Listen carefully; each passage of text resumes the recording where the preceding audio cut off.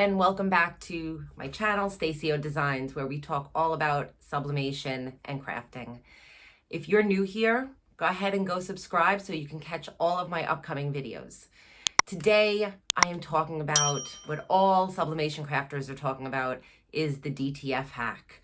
So I had tried it with water slide paper and I thought it was great. But now I'm trying out this actual DTF film from Yamation and their DTF powder. And I have to say there's definitely a difference. It feels, this is the shirt that I'm going to make in the video.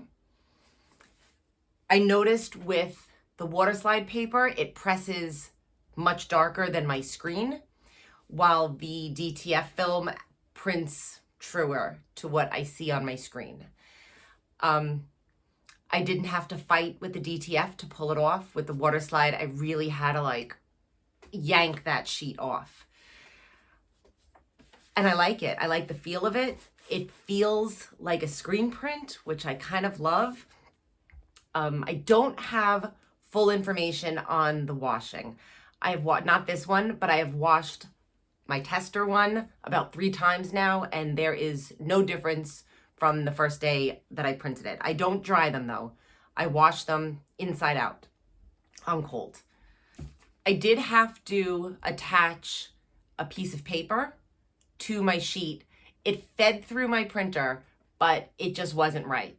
So I tried it. It didn't print right. So I'm going to show you in this video how I attached the sheet of paper so it fed and properly printed through my printer. So I do want to mention a couple of things about the DTF sublimation hack process. It still is sublimation ink. So it acts as sublimation ink if you were to use a colored shirt. You cannot do this on black.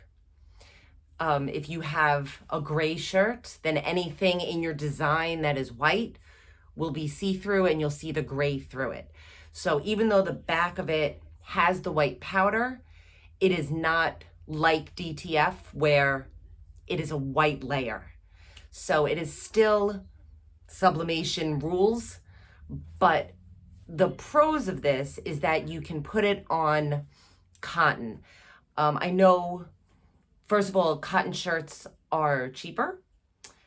They're more readily available locally. You can run to Walmart or whatever. And at least a lot of my customers do prefer, especially the men, prefer cotton over polyester. So I just wanted to mention that stuff as well. And if you like this hack or you just want to try it for yourself, right now is the time, because Yamation gave me a discount code for you guys to use on their products in their Amazon store. So down in the description, I will list the store link, the product link, and the coupon code for each of them. So I hope you guys go check it out, and let's get to this video and I'll show you how you do DTF printing with sublimation. Okay, so first thing that I've done is I've created in Photoshop, but you can use, of course, any design program that you would like. I've created my A3 size, and that is exactly 11.69 by 16.54, and I have it at 300 DPI. And I've brought in my image that's right here. I color corrected it to how I wanted it. And when I hit print, I have already created a preset called Yamation DTF for A3. And I'll show you what that is. So I've just set the size, the document size, to A3, which is part of the profile of my printer. At premium presentation paper matte, quality high. And of course, I'm going to have a print preview to make sure that it's going to print correctly. And if you go into more options, down here in the color correction area, I clicked on custom, and then I go to I always do that. I go to advanced. I have color controls selected at Adobe RGB at 2.2, and I have the brightness at 9, the contrast at 7, the saturation at 15, and the density at 4. And I have my mirror image checked here because you still need to mirror your image. All right, and then if I hit print, it shows me my print preview, and now I'm just gonna go print the document. So this is what I am printing on. This is from Yamation, and it is their DTF transfer film, and this is A3. They also offer it in different sizes though, and it is large. So the most important thing to remember at this point is this. This side of the transfer film is the printing side, right? And it tells you again here, print side. So when you take it out of the package, remember which way you took it out, because that's the side that most likely you will face down in your printer. So I had success printing smaller, but my printer does not want to print. It's printing like this. For some reason, my printer is printing like this when I just put it in just the film. So I tried it with a piece of paper on the back, and a lot of people do that if you look anywhere on YouTube or anything. So I did that, and it's gonna work. So I'm gonna show you how I did it. So here's my piece of paper, and I just have a strip of masking tape at the top, and we're gonna put it in. So this is the print side. I'll put it like that so you don't get confused.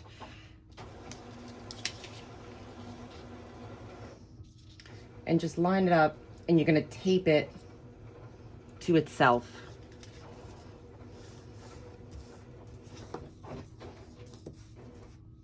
Just like that. And now I'm gonna put it in printing on this side. So I'm gonna flip it over in my printer, and the rollers are gonna roll over the paper instead of the film. So while the image is printing, I wanted to talk about the powder. So it's this big bag of powder, and I like to do it inside of a box lined with a piece of craft paper. It does kind of make a mess and get everywhere, so this is how I contain it.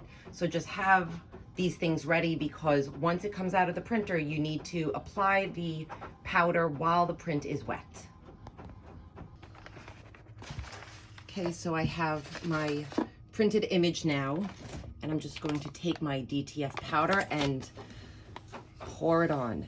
And any type of DTF powder you want to use in a well-ventilated area. You don't want these particles, these powder particles, to get up your nose or in your throat or anything. So definitely a well-ventilated area. And I'm just gonna toss this around back and forth, make sure everything is coated. And you kind of have to do this right when it comes out, because you want the powder to adhere to the wet ink. And I probably overdo it a little bit, but I'm always better safe than sorry kind of person. So a little bit extra won't hurt it, but too little will. Okay. Just tapping off the excess. And I'm going to cut around the image a little bit, just because I don't need so much paper. And I also am going to cut it off of the paper behind it. We don't need that anymore.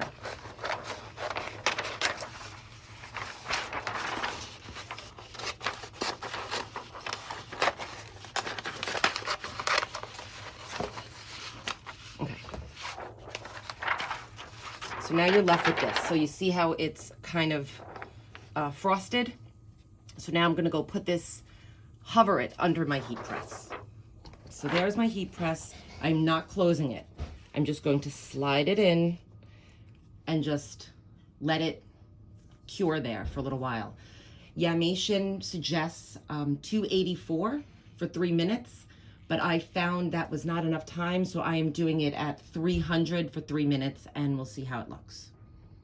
So I just wanted to show you that my press is not closed. So we're just hovering. I can put my hand in there. You don't want to close your press. You just want to warm up, you know, have it warm. It's just baking in there. Okay, so I'm going to check it now. So I wound up, let me move you. I'll show you. I wound up having to raise my temperature, and it was just not melting at all.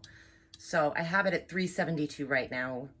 It was kind of random. I kept going up and up for another minute. So now it looks good and melty. So I'm happy with this.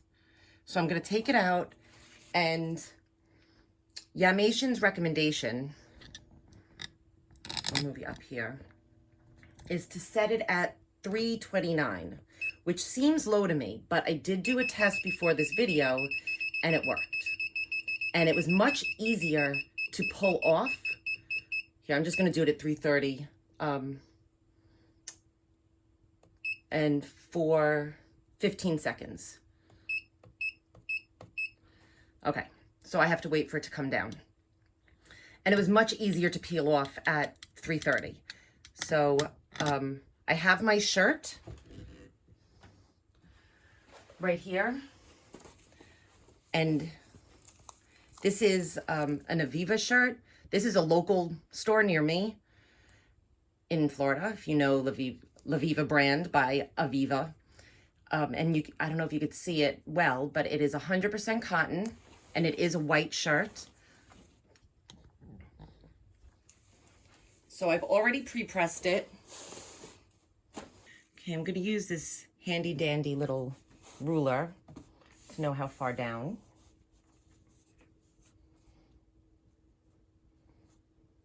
Right about there. So you want to press it with the powder side down. That's what's going to adhere to your shirt. So I'm going to put it right about there. And I'm really just eyeballing it.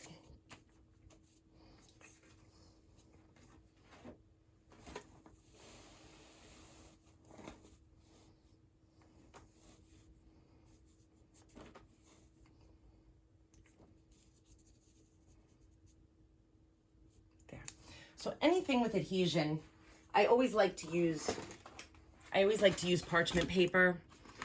I have tried it with butcher paper, and it definitely works. It doesn't matter. It's just my own thing. If there's adhesion, I don't want to add a problem to it with paper.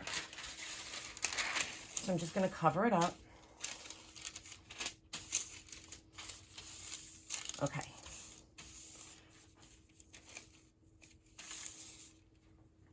And I'm going to press this only for 15 seconds.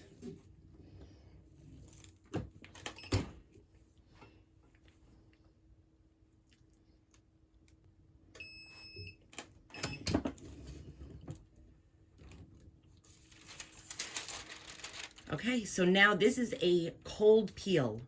So I will record again in about 5 minutes when it cools down. Okay, so this is now cool, and it's ready to peel. So you want to do one motion, and you don't want to rip, but you definitely want one fluid motion across the whole thing.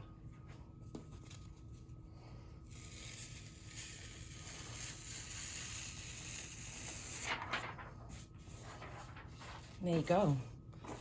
Well, that looks super great. Here, let's zoom in. And I wanted to pick something with a lot of colors and a lot of detail to show you that it can really handle a real photo. And it kind of has a screen print feel. There's some solid parts here that might feel a little more DTF-y, but some of these other parts, like this gradient right here, it feels like a screen print. It's really nice. So at this point, I like to cover it again and do one final press.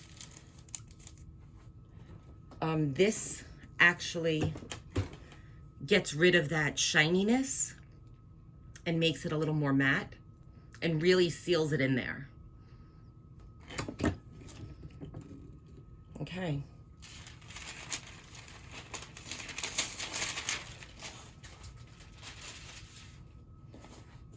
Yeah, that's definitely better. It doesn't have that shiny feel to it anymore. And I think the colors look great.